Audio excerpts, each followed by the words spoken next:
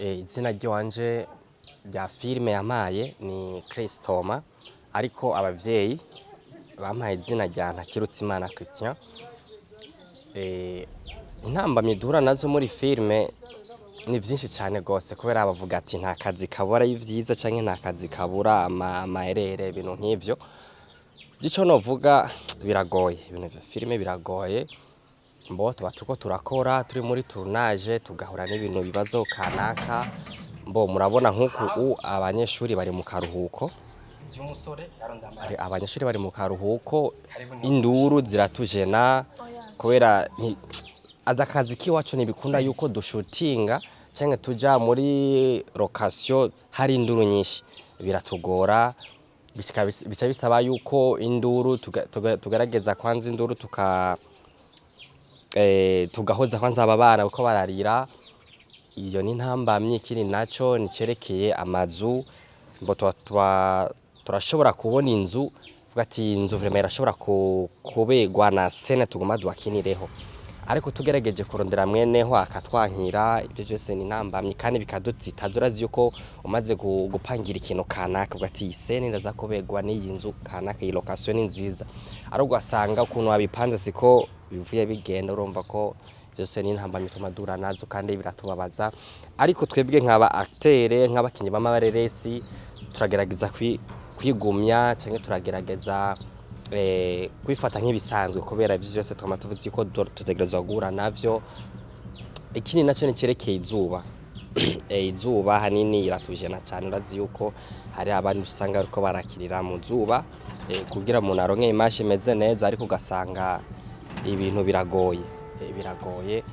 Ugasanga hari n'abandi rero bari impande zabo kugira bumvirize script uko iragenda cyangwa ukuntu bariko barakina scene.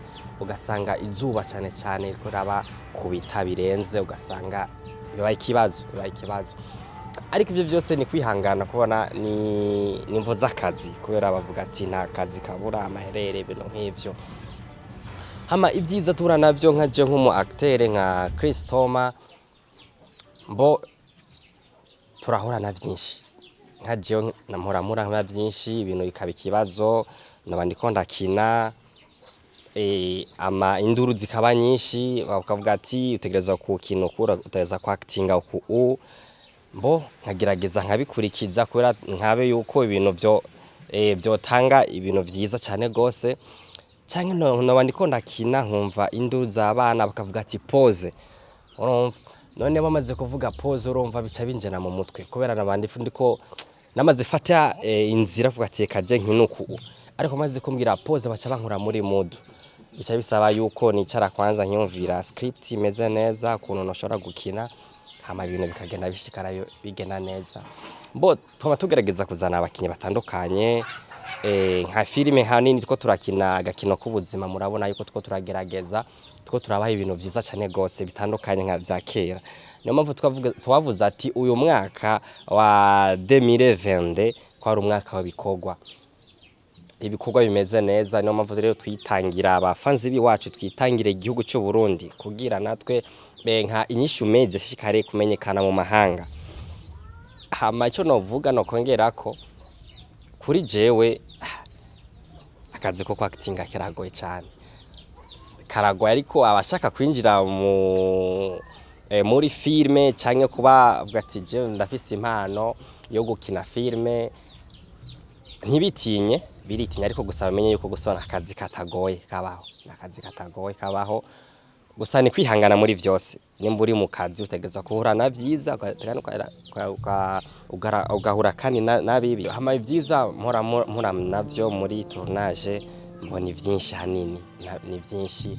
Mbo cambere hariho abakinyi bamwe tutora duherukana tugahura nk'umunsi wa tournage.